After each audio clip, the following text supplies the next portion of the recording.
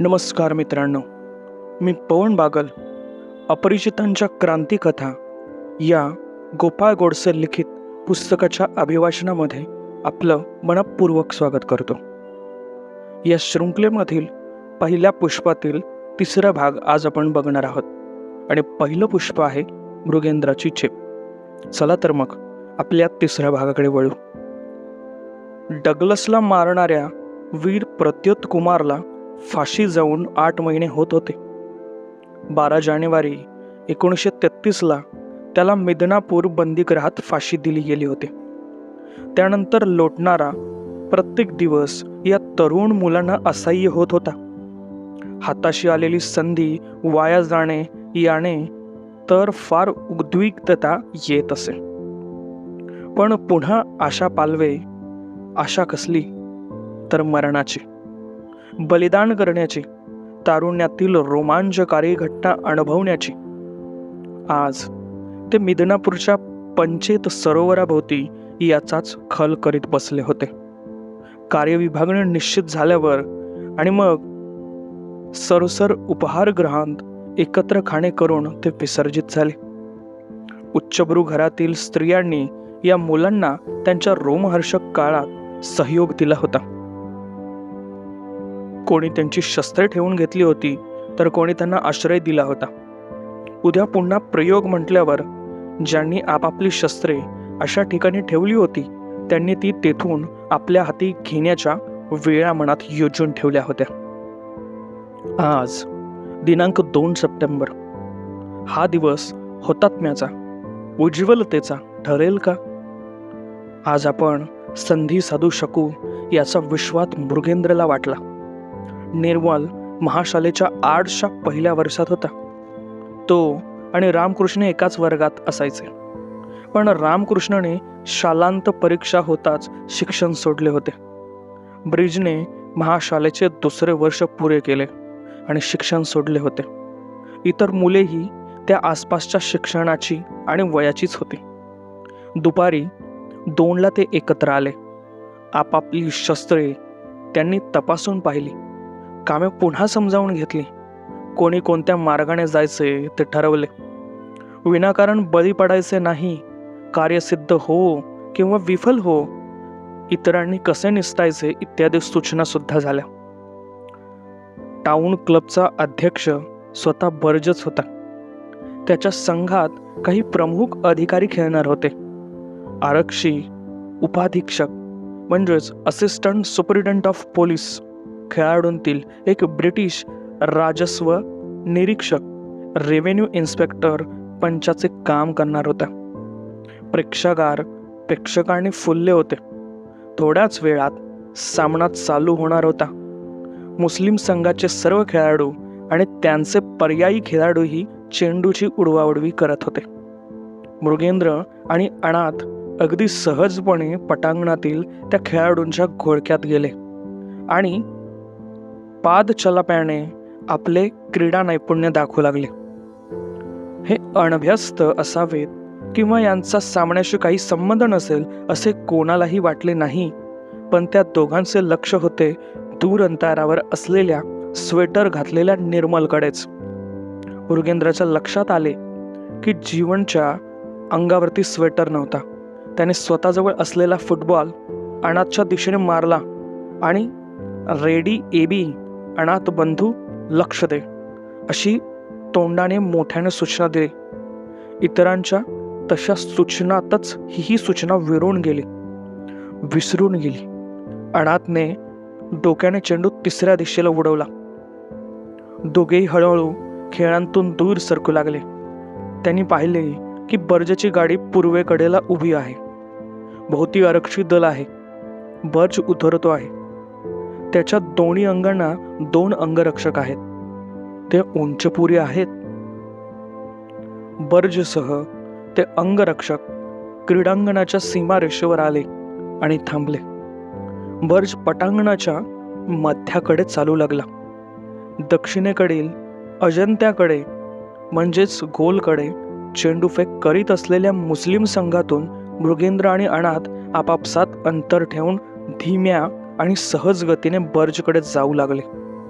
त्यांनी पाहिले की आता ते अंगरक्षक धावत जरी आले तरी त्याच्या आत आपण बर्जजवळ पोहोचत आहोत. बर्ज 12-15 फुटाच्या कक्षेत आला. थोडा पुढे गेलेल्या अणातला ओलांडून तो पुढेही गेला. त्याचे लक्ष खेळाडूंकडे होते. मुरुगेंद्रने आपली स्वयंचरिका ऑटोमॅटिक पिस्तूल काढली आणि 10 फुटाच्या अंतरावरून त्याने बर्जच्या छातीवर 3 गोळ्या झाडल्या. त्याच वेळी अनाथने आपल्या चक्री छरिकेतून रिव्हॉल्व्हरमधून 5 गोळ्या बर्जवर झाडल्या.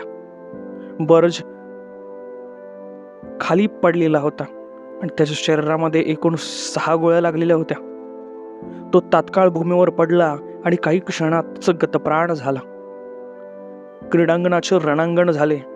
बर्जच्या संघातून खेळणारे खेळाडू बर्जच्या रक्षणासाठी आले होते. छरिका लपवून अंगावरच ठेवण्याचे क्रीडांगणावर एरवी कारण नव्हते. मुरुगेंद्र काय, अनाथ काय किंवा त्यांच्या समूहातील आणखी तरुण काय याची जाणीव ठेवून होते. त्यामुळेच त्यांना अधिक लोक या कामी वापरणे भाग होते. बर्जला मारण्यात ते यशस्वी झाले होते. त्या यशाला महत्त्व होते ते याच कारणासाठी. 25-30 फुटावरच तो आरक्षी उपअधीक्षक उभा होता. गोळीबार ऐकताच त्याने पाठ वळवली आणि झालेला तो होत असलेला प्रकार तो त्याने क्षणार्धात टिपून घेतला. तो तडक पुढे सरसावला आणि आपल्या छरिकेतून त्याने मृगेंद्रवर गोळी झाडली. मृगेंद्रने त्याच्यावर गोळी सोडली. ती त्याच्या 2 पायातून गेली. झटापटीत तो अधिकारी खाली पडला आणि मृगेंद्रही. सीमारेषेवरून निरीक्षण करणारे बर्जचे अंगरक्षक धावत घटनास्थळावर आलेले होते. त्यातल्या एकाने मृगेंद्रला गोळी झाडली. मृगेंद्र निश्चित पडला. दुसऱ्या दिवशी त्याचा रुग्णालयात अंत झाला. पंच म्हणून नेमलेल्या त्या राजस्व निरीक्षकाने आपल्या छरिकेने अनाथवर गोळी झाडली. अनाथ तत्काळ गतप्राण झाला. आव्हान प्रतिआव्हानाच्या या सामन्यात क्रांतिकारकाने पहिला अजंत्य केला, पहिला गोल केला. शासनाने पाठोपाठ 2 अजंत्य केले. ते आणखी कितीतरी करणार होते. पण प्रतिआव्हानाची पहिली फेरी क्रांतिकारकाने जिंकली होती. हिंदुस्थानने जिंकली होती. विजयश्रीचा मुकुट विरतमांच्या डोक्यावर होता. मिदनापूर पुरता तरी कलशस्त्रय हॅट्रिक क्रांती हुतात्म्यांनी साधला होता. अपेक्षेप्रमाणे सर्व प्रेक्षागृहाला गराडा घातला गेला. चौघांना संशयित म्हणून तेथल्या तेथेच अटक केली. सर्व नगराच्या नगर झडतीच्या वरवंट्याखाली भरडले गेले. जे वाचले ते दैवयोगानेच. एकासाठी 2 जावेत, 4 जावेत, पण बर्ज राहता कामा नये याची उन्मत्ता आम्ही चालू देणार नाही हे इंग्लंडला दिसले पाहिजे. हिंदुस्थानच्या दीनदुबळ्या जनतेचे प्रतिनिधित्व त्यातीलच काही घटक आपल्या जीवाचे मोल देऊन करतात. जसे हिंदुस्थानला ठाऊक झाले तसेच इंग्लंडलाही पटले पाहिजे. जगाला दिसले पाहिजे हा मृगेंद्रचा आग्रह असेल. त्या वामन मूर्तीची दृढता हिमालयाहून उत्तुंग होती. विचारांची गहनता समुद्रा इतकीच काय जणू पृथ्वीच्या केंद्रापर्यंत भेटली होती. 4 महिने आरक्षींचे तपासाचे काम चालले. एक विशेष न्यायालय बसविले गेले. दिनांक 3 जानेवारी 1934ला न्यायविचार चालू झाला. निर्मल जीवन घोषला यावेळी तरी पहिल्या क्रमांकाच्या अभिनयाचा मान मिळाला. ब्रिज किशोर चक्रवर्ती, रामकृष्ण इत्यादी एकूण 13 मुलांवर अभियोग भरला. 1.25 महिन्यात निर्णय झाला. त्यात निर्मल, ब्रिज, रामकृष्ण यांना फाशी सुनावली गेली. चौघांना जन्मठेप झाली. दिनांक 13 ऑगस्ट 1934ला उच्च न्यायालयाने पुनरावेदन ऐकलं. दिनांक 30/8/1934ला त्याने निर्णय घेऊन खालच्या न्यायालयाने दिलेल्या शिक्षा स्थिर केल्या. त्याच दोराचा पुन्हा सन्मान झाला.